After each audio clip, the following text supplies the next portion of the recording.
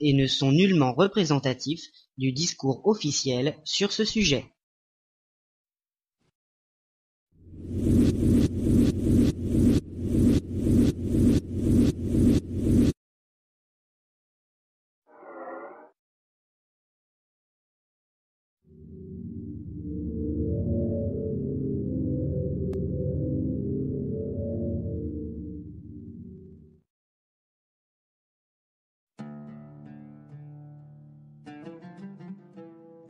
L'histoire officielle, celle que nous avons tous appris à l'école, nous enseigne que notre humanité est la première grande civilisation évoluée sur Terre, que les hommes modernes sont la seule espèce intelligente à avoir foulé le sol de notre planète, et que notre histoire remonte à environ 6000 ans.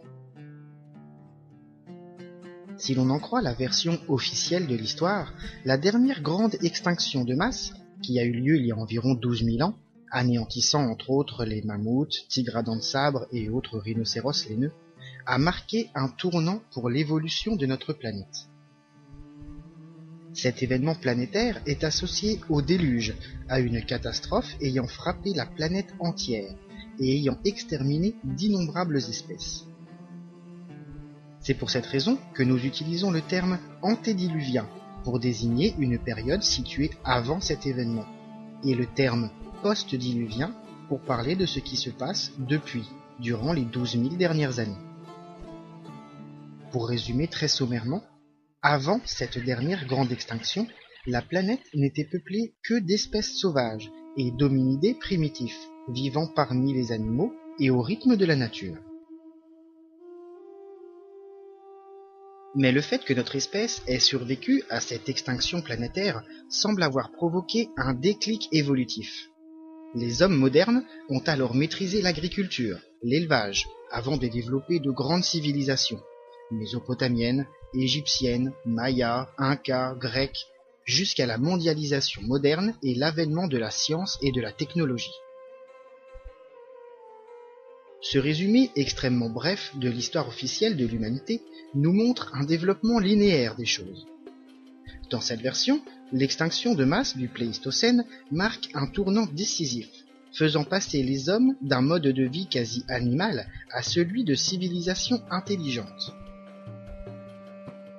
Nous serions donc la finalité de l'évolution sur Terre, la quintessence de l'intelligence, et surtout les premiers et uniques êtres civilisés à avoir colonisé l'ensemble de la planète. Car comme vous le savez, comme vous l'ont enseigné vos professeurs et les médias, l'homme n'a mondialisé la civilisation que depuis 500 ans et la conquête des Amériques par Christophe Colomb. Puisqu'auparavant la Terre était plate, personne n'avait eu l'idée d'essayer d'en faire le tour. Certes, des civilisations peuplaient ces nouvelles terres, les Mayas d'Amérique centrale, les aborigènes d'Australie ou les Polynésiens des îles du Pacifique par exemple. Mais aucun contact ni échange ne s'était opéré avant. Chacune de ces civilisations évoluait de son côté, dans sa région, jusqu'à ce que les Occidentaux relient tous les peuples pour créer la civilisation mondialisée que nous connaissons aujourd'hui. Cette version de l'histoire est très belle, bien romancée et pourrait facilement avoir son logo Walt Disney en préface, tellement tout semble couler de source et être simple. Pourtant, quand on y regarde de plus près, il semblerait que de nombreuses anomalies viennent perturber les belles lignes du grand livre de l'histoire. Et si ce bel ouvrage que nous prenons tous comme étant l'intégrale de l'humanité n'était en réalité que le dernier tome d'une série commencée il y a bien longtemps? Nous allons voir plusieurs points démontrant que notre civilisation post-diluvienne n'est pas la première à avoir conquis l'intégralité de la planète, que nous ne sommes pas les premiers à avoir échangé d'un continent à l'autre, et que nous ne sommes pas les seuls à avoir connu un développement intellectuel. Vous constaterez que les faits parlent d'eux-mêmes, et que leur parole est nettement plus claire que les murmures de la version douteuse de l'histoire officielle. Nous allons voir certains faits troublants, démontrant l'existence d'une civilisation antédiluvienne ayant prospéré sur l'intégralité du globe. Puis nous étudierons la faisabilité d'une telle civilisation par rapport à la chronologie du développement de la vie sur notre planète. Le hasard est souvent utilisé de nos jours pour expliquer les faits qui ne collent pas avec la version officielle de l'histoire. Par exemple, c'est par pur hasard que les grandes constructions antiques expriment des valeurs mathématiques complexes, comme pi, le nombre d'or ou le système métrique. Mais les faits que nous allons voir ensemble ne pourront que difficilement être attribués à des coïncidences ou à ce fameux hasard. Examinons 5 preuves réparties sur l'ensemble du globe, démontrant l'existence d'une civilisation antique mondialisée, ne correspondant à aucune de nos civilisations post-diluviennes connues. Rappelons que, selon la version officielle de l'histoire, avant la toute fin du XVe siècle et la découverte des Amériques par Christophe Colomb, aucun contact n'avait eu lieu entre les peuples américains et le reste du monde connu, que ce soit l'Europe, l'Afrique ou l'Asie. Il en va de même pour les îles du Pacifique et l'Océanie en général, qui étaient totalement isolées et vivaient en autarcie. Premièrement, des représentations d'animaux inconnus pour ces lieux sur des gravures mésoaméricaines. Des gravures et sculptures de peuples mésoaméricains, et particulièrement mayas, montrent clairement des éléphants. Ces œuvres ont été réalisées plus de 500 ans avant l'arrivée des premiers colons européens sur le continent américain. Le seul souci avec ces gravures, c'est que les éléphants ne sont pas des animaux naturellement présents sur le continent américain. Ces animaux, connus pour être les plus grands mammifères terrestres, sont exclusivement présents en Afrique et en Asie. Le plus troublant étant certainement la précision de la réalisation. Les éléphants de ces sculptures mayas sont extrêmement réalistes, tant sur la morphologie des animaux que sur leur taille, puisque certaines de ces gravures montrent des hommes posés sur les éléphants. Il semblerait donc que ce peuple précolombien connaissait précisément les caractéristiques de ces animaux, vivant pourtant à plus de 15 000 km de l'Amérique centrale. Aucune trace de pachyderme n'a été retrouvée dans les vestiges de cette civilisation. Ni ossements, ni défense, ni objets en ivoire. Comme si aucun éléphant n'avait posé la patte sur place durant l'époque maya. L'explication la plus plausible reste donc celle de l'acquisition de leurs connaissances.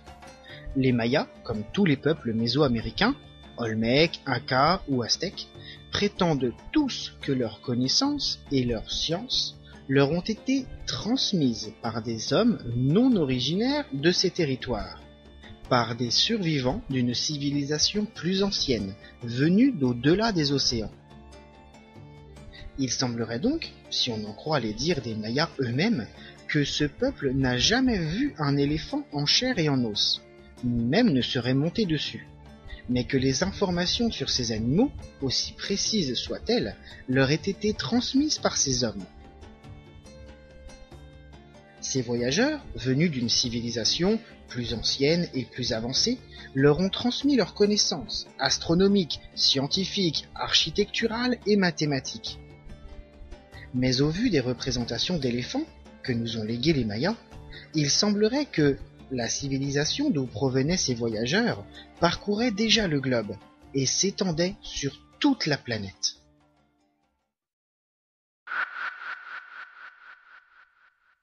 Deuxièmement, des traces de cocaïne et de nicotine retrouvées dans des momies égyptiennes.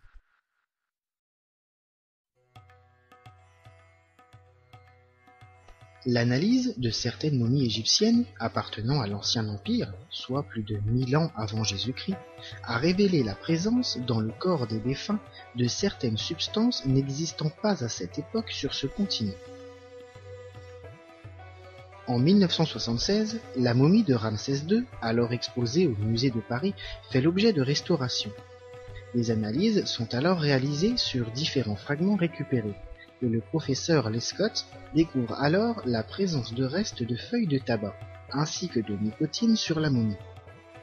Cette découverte sera appuyée 6 ans plus tard, en 1982, par le professeur J.R. Stephan, qui analysera l'ammonie et y décèlera la présence de vrillettes du tabac, un minuscule coléoptère qui, comme son nom l'indique, se nourrit exclusivement de feuilles de tabac. Encore plus troublant, le professeur Irina Balabanova a non seulement appuyé la présence de nicotine dans certaines momies égyptiennes, mais elle a également découvert des traces de cocaïne. Si l'on peut trouver aujourd'hui des espèces de tabac en Afrique ou en Asie, il est important de rappeler que ces deux plantes, que sont le tabac et la coca, sont explicitement endémiques de l'Amérique du Sud. Il est donc impossible, si l'on se réfère à la version officielle de l'histoire, que ces plantes aient été utilisées dans l'Égypte antique avant la découverte du continent américain par Christophe Colomb, à la fin du XVe siècle. Pourtant, les résultats sont bien là, et les innombrables critiques, insultes et même menaces qui ont été proférées à l'encontre du professeur Irina Balabanova démontrent que cette découverte pose problème, car elle remet en question toute la version officielle de l'histoire.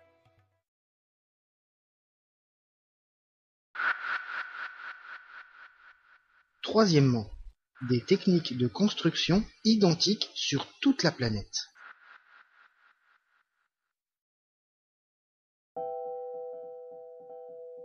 Tous les architectes sont d'accord sur un point. Nos constructions modernes ne persisteraient pas plus de quelques siècles si elles étaient laissées à l'abandon et à l'érosion du temps et de la nature. Pourtant, il existe sur toute la planète des monuments antiques de plusieurs milliers d'années qui démontrent une connaissance architecturale, technique et scientifique ayant permis à ces réalisations de traverser les millénaires, résistant aux séismes les plus puissants, aux intempéries répétées et à la destruction de la nature. Que ce soit en Égypte, en Amérique latine ou sur l'île de Pâques, aux quatre coins du globe se dressent des murs cyclopéens. Ces constructions monumentales, constituées de pierres pouvant peser jusqu'à plusieurs dizaines de tonnes, sont un véritable prodige d'ingénierie. Pour la plupart des personnes, il ne s'agit que de murs constitués de grosses pierres inégales, empilées les unes sur les autres. Mais en réalité, ces murs sont des remparts pouvant littéralement bloquer les ravages du temps et de la nature. La définition courante, pour les murs cyclopéens, consiste à dire qu'il s'agit d'un mode de construction primitif, composé de blocs de pierre entassés de façon à former un mur. Pourtant, quand des techniciens, des ingénieurs et des spécialistes en construction antisismique se sont penchés sur ces réalisations, nous avons enfin pu comprendre toute l'ingéniosité et la complexité de ces murs. Les blocs hétérogènes qui les composent permettent d'encaisser les contraintes sans générer de lignes de faille. En d'autres termes, contrairement à un mur en briques qui se fissure et craque selon les lignes de construction et de niveau, le mur cyclopéen résiste à des séismes de grande ampleur grâce à ses composants irréguliers. Bien sûr, on pourrait alors crier au hasard et dire que si ces murs sont antisismiques, c'est une coïncidence et qu'il n'y a pas de rapport entre la volonté de réaliser ces constructions et le fait qu'elles puissent traverser les âges. Cet argument pourrait parfaitement être plausible si toutes ces constructions ne se trouvaient pas, comme par hasard, sur des zones sismiques. Il paraît donc évident que les murs cyclopéens ont été réalisés dans le but de résister aux tremblements de terre les plus violents. Les bâtisseurs possédaient donc des connaissances antisismiques extrêmement poussées, tout comme pour le travail de la pierre, le calcul mathématique ou le transport. Il faut tout de même rajouter que ces blocs de pierre taillés, pouvant comprendre jusqu'à 12 angles différents et peser plusieurs dizaines de tonnes, sont assemblés sans mortier ni ciment, et qu'ils tiennent debout ainsi depuis des milliers d'années, dans des zones géographiques à forte activité sismique. Le plus étonnant avec ces constructions, au-delà de leur réalisation d'une complexité incroyable, est qu'on les retrouve quasiment à l'identique sur les 4 continents. Nous pouvons donc trouver les mêmes constructions chez des civilisations différentes et n'ayant jamais eu de contact entre elles. Malgré toutes ces contraintes physiques liées à la réalisation de ces constructions cyclopéennes, on constate que des peuples n'ayant jamais échangé entre eux réalisent exactement les mêmes constructions, malgré les époques et les lieux différents. Concernant les origines de ces constructions, en Amérique latine par exemple, lorsque les conquistadors ont demandé aux Incas si c'était eux qui avaient bâti ces murs gigantesques, les autochtones leur ont tout simplement répondu que non, ces constructions étaient déjà là avant leur arrivée, et qu'ils n'ont fait que les réemployer pour leur propre culte. Il paraît plus que plausible que ces connaissances, voire la réalisation elle-même, soient l'œuvre d'une civilisation avancée, qui, ayant mondialisé son empreinte, nous ait légué ses constructions magistrales aux 4 coins de la planète, chez des peuples ne s'étant pourtant jamais rencontrés. Certains diront que face à un problème identique, les individus d'une même espèce trouvent des solutions identiques. Donc, confrontés au problème de construire des bâtiments antisismiques, les Incas, les Égyptiens ou les habitants de l'île de Pâques ont, comme par hasard, développé le même type d'architecture, construisant des murs hétérogènes en pierre taillée assemblés sans mortier et résistant aux séismes les plus violents. Chacun se fera sa propre opinion, mais le nom que l'on a donné à ces réalisations n'est pas anodin. Les murs cyclopéens. L'image qui en résulte est plus que parlante. Des murs dont la construction paraît si complexe et ardue que seuls les cyclopes de l'Antiquité auraient pu les bâtir. Ces géants fantastiques dont la force permit de forger les armes des dieux grecs. Nous sommes quand même bien loin de l'image de tas de cailloux entassés par hasard, résistant au pire séisme par hasard, et traversant les millénaires par hasard.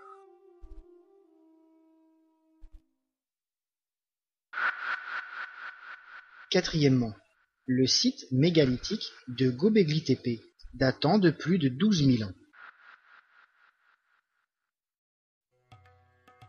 Il aura fallu attendre la fin du XXe siècle, soit plus de 30 ans après sa découverte, pour que le site de Göbekli Tepe soit fouillé et étudié par des équipes d'archéologues.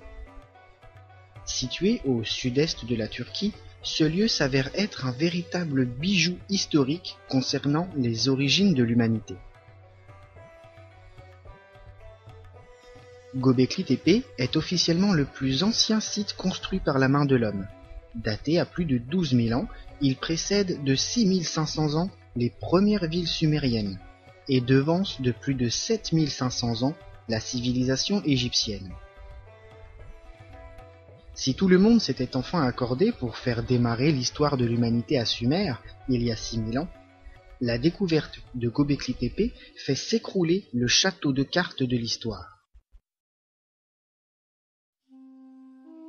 Placé sur un tel, une colline artificielle de 15 mètres de haut pour 300 mètres de diamètre, ce site unique dévoile des enceintes mégalithiques circulaires, réalisées avec des monolithes calcaires en forme de T, pesant plus de 10 tonnes et pouvant mesurer jusqu'à 3 mètres de hauteur.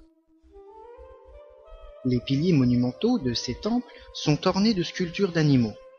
Serpents, taureaux, lions, sangliers, tortues ou scorpions ont été sculptés sur ces monolithes avec un réalisme impressionnant. On peut également y retrouver des formes géométriques complexes et des représentations d'anatomie humaine. Si aujourd'hui seulement une infime partie a pu être mise à jour, des études géomagnétiques des montagnes artificielles alentour ont dévoilé qu'il restait encore au moins 16 cercles mégalithiques enfouis dans le sol, soit plus de 250 pierres monolithiques. La superficie totale de ce site s'étend sur plus de 9 hectares. Avec le site de Göbekli Tepe, nous sommes donc face à une construction monumentale, de par sa superficie, tout comme de par la taille des pierres utilisées. Mais le plus impressionnant concernant ce site reste sa datation officielle, avec des pièces remontant à plus de 14 000 ans, ce qui place donc ce site comme étant une réalisation antédiluvienne, remontant à plus de 12 000 ans.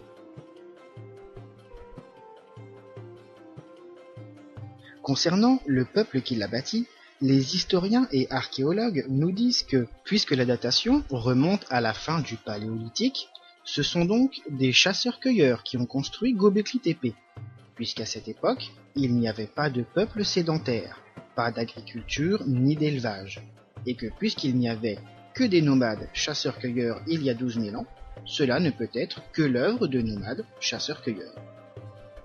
Et c'est là que le bât blesse.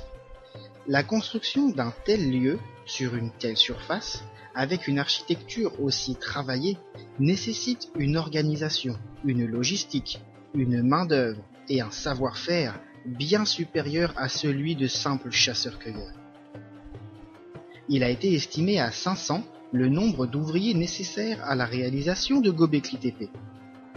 Croyez-vous réellement que réunir les hommes, le matériel, les vivres, l'eau potable, les sanitaires, les logements et les outils, pour ne parler que de l'organisation matérielle d'un tel chantier, ait pu être réalisé par un peuple nomade, devant changer de localisation 2 à 3 fois par an?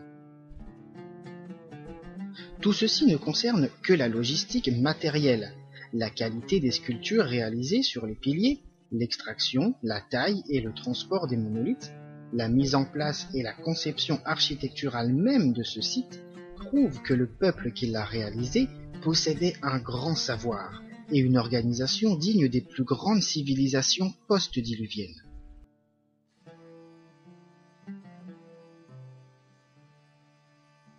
Comment nourrir plus de 500 ouvriers pendant des années sans posséder l'agriculture et l'élevage? En chassant du gibier et en ramassant des baies? Comment bâtir des temples sur des hectares avec des pierres de 10 tonnes sans connaître les bases de l'architecture et des mathématiques? Par pur hasard? Et comment acquérir le savoir-faire du travail de la pierre, de la sculpture, quand tout le temps et l'énergie d'un peuple est tourné vers la chasse et le déplacement permanent?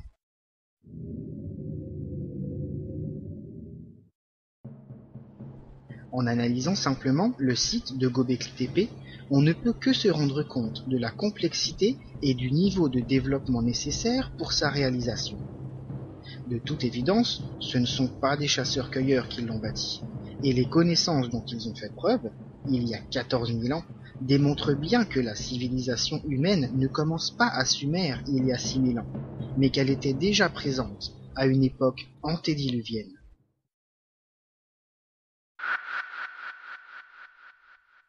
Cinquièmement, les cartes antiques du globe terrestre.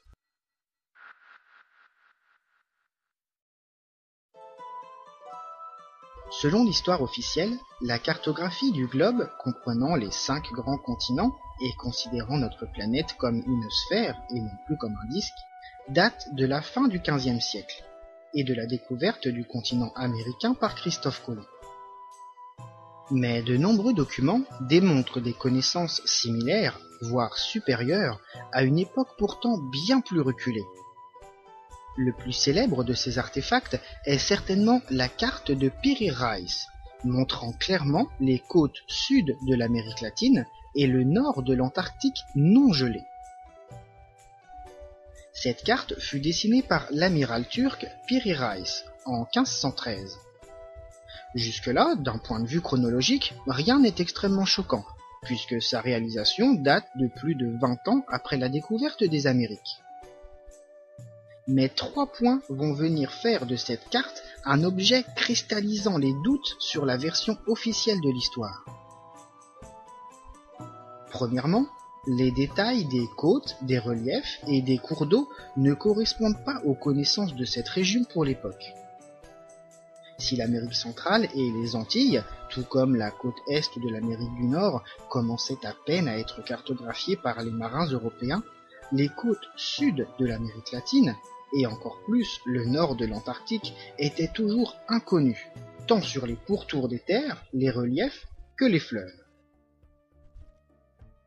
De plus, le nord du continent antarctique y est représenté sans la couche de glace qui le recouvre, et les comparatifs modernes avec les cartes satellites ont démontré que cette cartographie était extrêmement proche, prenant en compte les fleuves et les montagnes existantes, piégées aujourd'hui sous une couche de glace de plusieurs dizaines de mètres. Les scientifiques s'accordent pour dire que la glaciation du continent antarctique remonte au moins à 12 000 ans. La civilisation ayant réalisé cette carte connaissait donc ces côtes dénuées de glace, telles qu'elles étaient à une époque antédiluvienne. Deuxièmement, de l'aveu même de Piri Reis, il n'était pas le réalisateur originel de cette carte. L'amiral turc n'aurait fait que copier des copies de cartes bien plus anciennes, dont les vestiges auraient fini par arriver entre ses mains, avant qu'il n'en reproduise une partie. Les informations contenues dans ce document ne sont donc pas contemporaines du début du XVIe siècle, mais remontent à plusieurs centaines, voire milliers d'années avant la réalisation de ce document.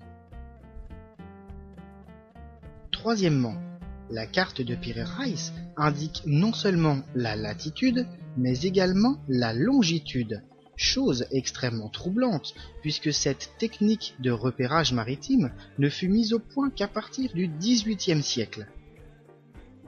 La longitude apparaît pourtant clairement sur un document datant du XVIe siècle, et étant lui-même une copie d'un original remontant encore plus loin dans le temps. Mais les anachronismes concernant cette carte ne s'arrêtent pas là. Non content de cartographier des continents, des reliefs et des fleuves inconnus pour l'époque, non content d'utiliser une technique de positionnement qui ne sera mise au point que 2 siècles plus tard, la carte de Piri Reis utilise également une méthode de localisation extrêmement précise, semblable à celle utilisée de nos jours dans les sous-marins. Cette méthode consiste à cartographier le monde depuis un point de départ, et non pas depuis un point de vue général. Cela induit une représentation des côtes qui peut sembler modifiée, déformée, mais qui est en réalité la preuve d'une connaissance géographique et mathématique extrêmement poussée. Selon ce mode de positionnement, le point de départ de la carte de Piri Reis serait la ville égyptienne d'Aswan. Il paraît donc évident que ce document représente à lui seul une faille gigantesque dans la version officielle de l'histoire, et prouve qu'une civilisation avancée, ayant des connaissances maritimes, géographiques et scientifiques au moins équivalentes aux nôtres, existait sur Terre il y a plus de 12 000 ans. Mais la carte de Piri Reis n'est pas la seule représentation de notre planète montrant des continents inconnus à l'époque. Ce sont en réalité des dizaines de cartes, de diverses époques, qui démontrent un transfert de connaissances venant d'une civilisation antédiluvienne, ou plutôt la perte des connaissances de cette civilisation ayant précédé de plusieurs milliers d'années l'émergence de notre civilisation. Parmi ces différents documents, nous pouvons citer la carte d'Oronsfein, datée de 1531, qui montre clairement les côtes nord de l'Antarctique, aujourd'hui prisonnières sous 1500 mètres de glace. Ou encore la célèbre carte de Mercator, datant de 1569, montrant les montagnes de l'Antarctique recouvertes de glace. Nous pouvons également mentionner la dalle de pierre de la Magna. Cet artefact, trouvé en Équateur en 1984, n'a pas pu être daté, mais les spécialistes s'accordent sur le fait qu'il ne correspond à aucune culture précolombienne connue. Cette petite dalle de pierre de 60 cm de haut s'avère être une carte du monde complète, représentant extrêmement précisément l'Amérique du Nord, l'Amérique du Sud, l'Europe, l'Asie et l'Afrique, ainsi que 2 autres continents n'existant plus aujourd'hui. Si la datation physique de cet objet est apparemment impossible, la cartographie réalisée sur cette pierre semble vieille de plusieurs milliers d'années, puisque les côtes de l'Amérique du Nord, ainsi que les Caraïbes, correspondent à une époque où le niveau des océans était différent. La dalle de la Mania semble donc être la plus ancienne carte du monde jamais retrouvée.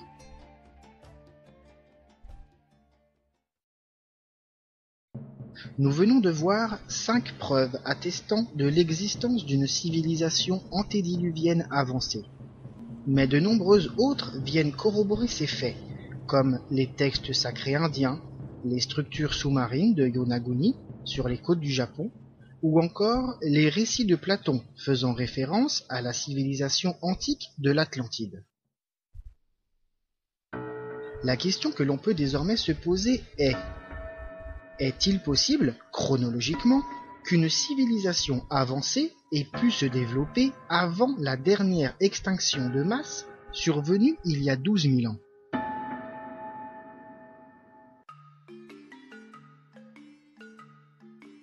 Faisons un petit résumé de ce que nous dit l'histoire officielle sur la chronologie du développement de la vie sur notre planète. La Terre se serait formée il y a environ 4,5 milliards d'années, et les premières cellules vivantes, les premières bactéries arborant fièrement un ADN, seraient apparues autour de 3,5 milliards d'années. Les premières formes de vie étaient extrêmement simples, puisqu'il s'agissait d'êtres unicellulaires apparus dans les océans. La vie se développa et évolua lentement dans le milieu aquatique. Et ce n'est que 3 milliards d'années plus tard que la surface de la planète vut apparaître les premières formes de vie. Il y a 450 millions d'années, les plantes colonisèrent la surface de la Terre. Les premiers vertébrés, les poissons osseux, dotés d'un squelette interne, font leur arrivée il y a 400 millions d'années. Puis, il y a 350 millions d'années, la Terre voit apparaître les premiers êtres pouvant vivre totalement libres à sa surface, les reptiles. Il y a 250 millions d'années, l'ère des dinosaures commença, tandis que les premiers mammifères, vivant dans l'ombre des lézards géants, apparaissent il y a environ 200 millions d'années. Pour ce qui concerne notre espèce, les premiers hominidés sont apparus il y a environ 7 millions d'années, et l'Homo sapiens, autrement dit nous, ne pointe le bout de son nez qu'il y a 200 000 ans. Comme un dessin vaut mieux qu'un long discours, vous pourrez constater par vous-même qu'au vu de la chronologie de la vie sur Terre, les hommes ne représentent en fait que la ligne du trait servant à marquer la fin de la frise. Plus sérieusement, sur les 3,5 milliards d'années passées depuis l'apparition de la vie sur Terre, notre espèce n'existe que depuis 200 000 ans, un battement de paupières de la planète. Cela ne représente quand même que 0,005% de la durée de la vie sur Terre.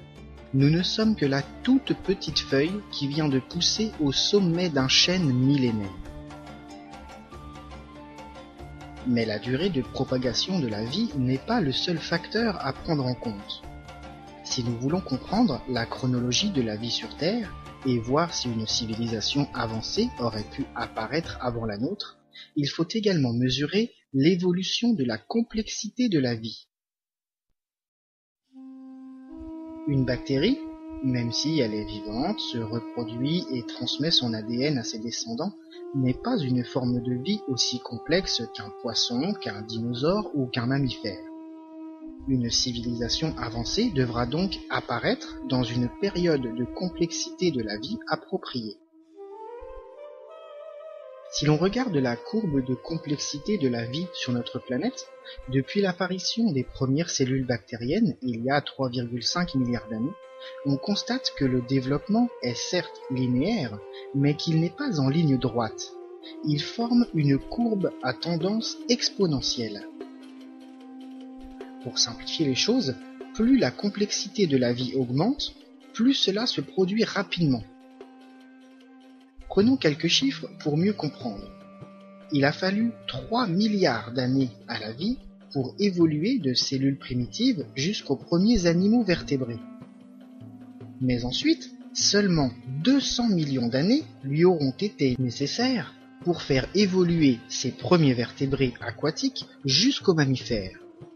Et en seulement 7 millions d'années, la vie va propulser les premiers hominidés simiesques au rang d'hommes modernes.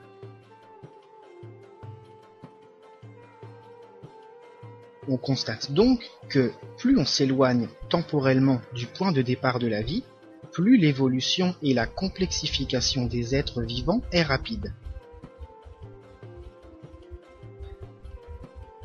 Un autre point très important doit également être pris en compte. Il s'agit de la capacité d'évolution d'une classe. Par exemple, les reptiles sont apparus il y a environ 350 millions d'années.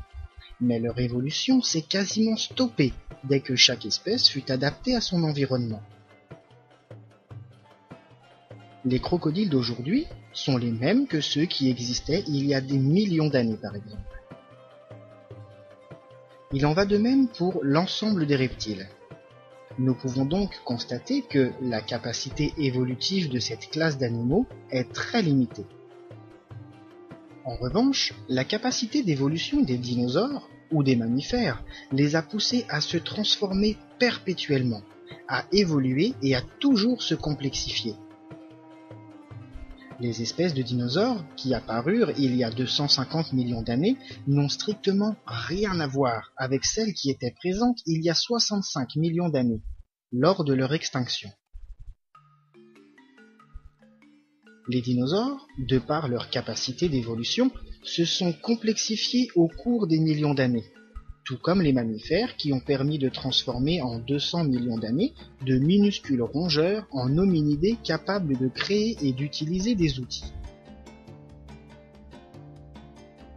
Reprenons maintenant le graphique de l'évolution de la vie sur Terre pour visualiser tous ces points. En limitant nos observations aux êtres vertébrés terrestres, nous pouvons constater que les reptiles sont le genre qui existe depuis le plus longtemps sur notre planète. Mais comme nous l'avons vu plus tôt, leur capacité d'évolution est trop limitée pour leur permettre d'engendrer une civilisation avancée. Viennent ensuite les dinosaures, qui ont régné sur Terre durant près de 200 millions d'années. Durant cette période, extrêmement courte au regard de l'évolution de la vie sur notre planète, les dinosaures n'ont cessé d'évoluer et de se complexifier.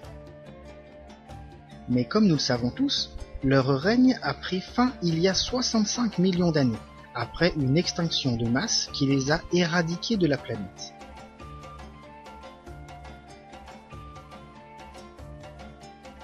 Concernant les mammifères, cela fait 200 millions d'années qu'ils arpentent le sol de la Terre, mais ce n'est que depuis la disparition des dinosaures à la fin du Crétacé qu'ils se sont réellement développés pour dominer la vie sur Terre.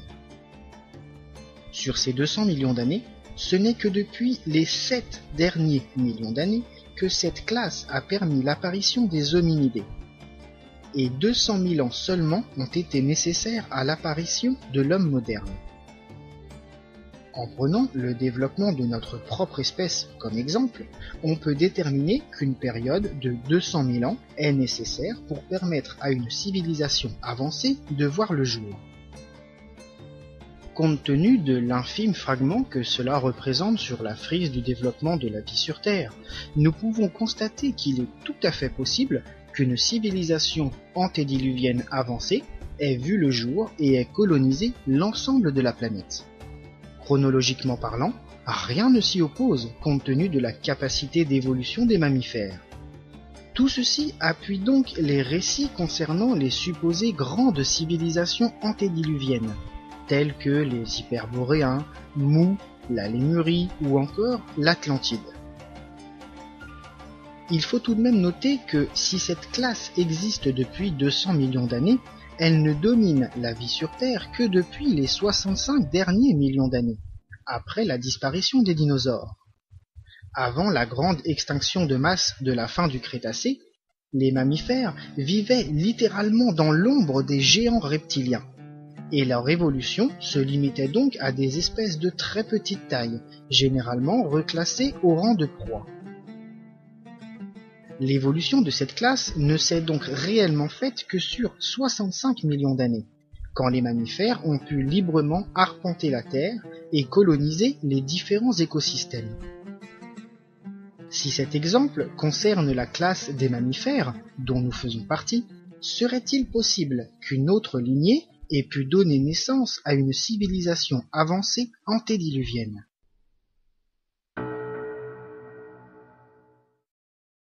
Si nous reprenons notre frise chronologique, nous pouvons constater que les mammifères ont mis au total 200 millions d'années pour voir apparaître une espèce pouvant engendrer une civilisation. Concernant les autres classes ayant vécu sur notre planète, nous constatons que les dinosaures ont également dominé la vie sur Terre durant le même laps de temps. Comme nous l'avons vu précédemment, cette classe du vivant possédait un grand potentiel d'évolution. Et si les premiers ressemblaient davantage à de gros lézards primitifs, les espèces qui évoluaient sur Terre juste avant leur extinction démontraient un réel bond en avant. Nombre d'entre eux étaient devenus bipèdes, tant chez les carnivores que chez les herbivores, libérant les pattes antérieures et développant pour certains une préhension ou des attributs particuliers sur leurs mains. Chez certaines espèces, nous avons même pu constater des comportements sociaux poussés et des modes de communication semblables à un langage complexe. Les dinosaures ont donc démontré une réelle capacité d'évolution durant les 200 millions d'années de leur règne. Mais comme nous le savons tous, leur suprématie s'est arrêtée nette il y a 65 millions d'années, suite à une catastrophe mondiale ayant entraîné une extinction de masse. 200 millions d'années. C'est justement le temps qu'il aura fallu aux mammifères pour donner naissance aux hommes, et donc à une civilisation avancée. Or, les dinosaures ont eux aussi évolué durant 200 millions d'années. Peut-on imaginer que, juste avant leur disparition totale et soudaine, une espèce aurait pu atteindre un stade d'évolution permettant d'engendrer une civilisation ?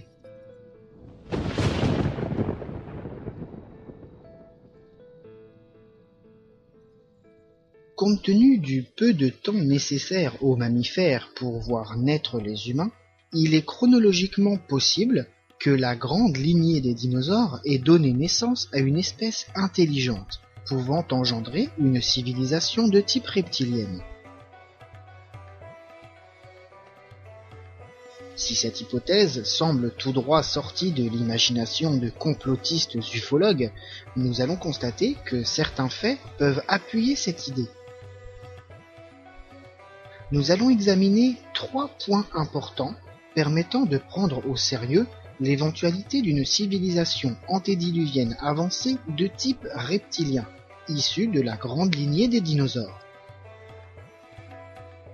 Le premier argument proposé par les détracteurs de cette idée est que, si une telle civilisation avait existé, nous en retrouverions les traces.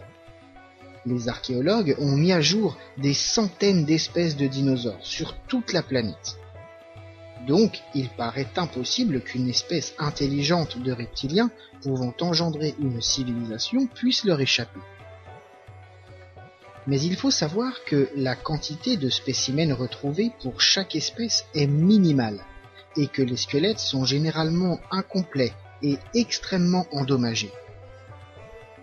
Pour la majeure partie des fossiles, les chercheurs ne découvrent souvent qu'une dent, une côte ou un fémur. Pour vous donner une idée, si l'on prend les 3 plus célèbres dinosaures de l'histoire, sachez qu'il n'existe aujourd'hui dans le monde que 4 squelettes du redoutable T-Rex, et que ceux-ci ne sont que partiellement complets. Concernant le légendaire Triceratops, Si 47 spécimens ont été découverts, il n'existe à ce jour qu'un seul et unique squelette retrouvé complet. Et à propos du cauchemardesque Vélociraptor, sachez qu'il n'existe que 6 squelettes retrouvés dans le monde, tous partiels et incomplets.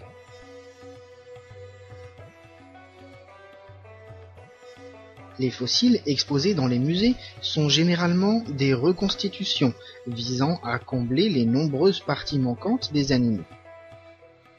Quant à la multitude des fossiles exposés dans les musées du monde, ce sont tout simplement, pour la plupart, de fidèles reproductions. Si les plus grands animaux que la Terre ait jamais portés sont si difficiles à retrouver dans leur intégralité, et si l'on dispose de si peu de matière concrète sur eux, il est parfaitement possible que les restes d'individus plus évolués, plus petits, et pratiquant peut-être des rites funéraires pour les défunts, ne soient pas encore découverts.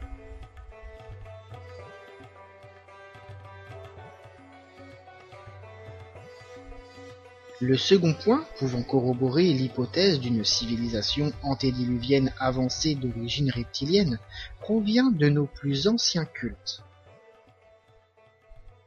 Quand on examine les origines des croyances de tous les peuples de la planète, on constate une omniprésence de créatures reptiliennes, liées aux origines de l'humanité.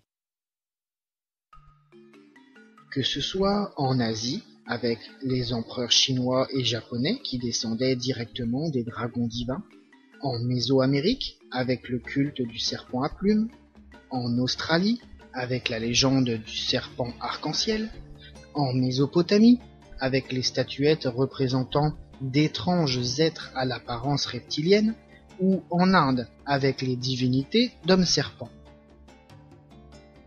Sur toute la planète, les plus anciens peuples possèdent tous un lien fort avec des entités reptiliennes. On peut bien évidemment y ajouter le légendaire serpent parlant du jardin d'Éden de la Bible, ayant poussé Ève afin qu'elle mange le fruit défendu de l'arbre de la connaissance. Pour information, le châtiment divin s'étant abattu sur le serpent parlant consiste à le faire ramper sur la surface de la terre pour l'éternité. Mais un serpent ne rampe-t-il pas déjà sur la terre ? De toute évidence, il s'agissait plus d'un être reptilien pouvant se mouvoir sur des membres, à qui on aurait ôté cette capacité, le rendant ainsi obligé de ramper sur le sol. Dans tous les cas, ces êtres provenaient du passé, étaient considérés comme des divinités supérieures et ont apporté les bases de la civilisation humaine. Il se pourrait donc que ces reptiliens présents aux origines de notre histoire proviennent d'une civilisation plus ancienne. Bien évidemment, cela ne constitue pas une preuve en soi, mais pour tous ceux qui aiment placer le hasard au centre des explications, en voici un très bon exemple. Le dernier point que nous souhaitons mettre en corrélation avec cette hypothèse est le dossier Lacerta. Il s'agit d'un entretien de 3 heures réalisé en Suède par un journaliste en décembre 1999.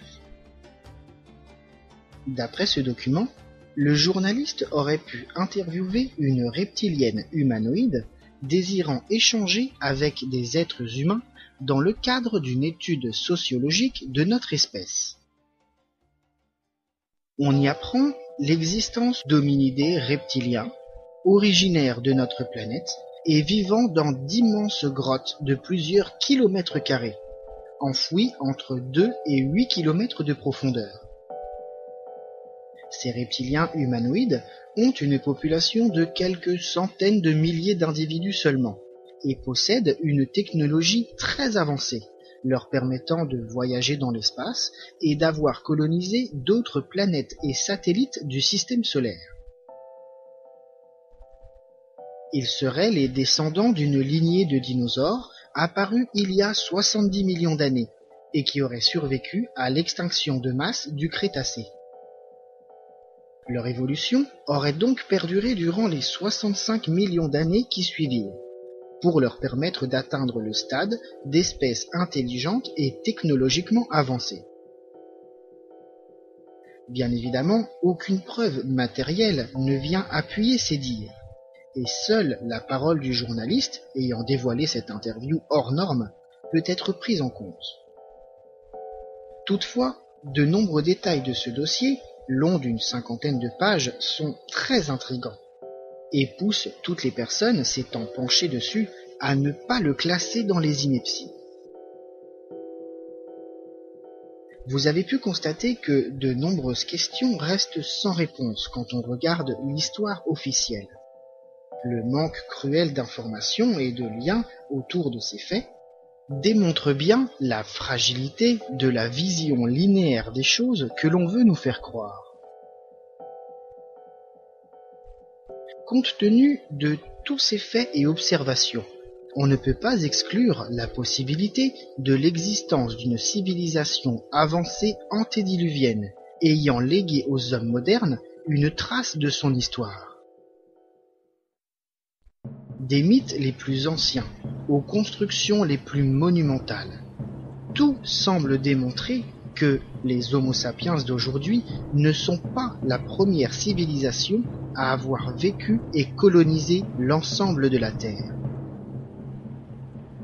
Qu'elle soit d'origine reptilienne et remontant à la fin du règne des dinosaures, ou issue de la lignée des hominidés apparus il y a seulement 7 millions d'années, il ne fait aucun doute qu'une civilisation antédiluvienne, ayant exercé son influence sur l'ensemble de la planète, a existé.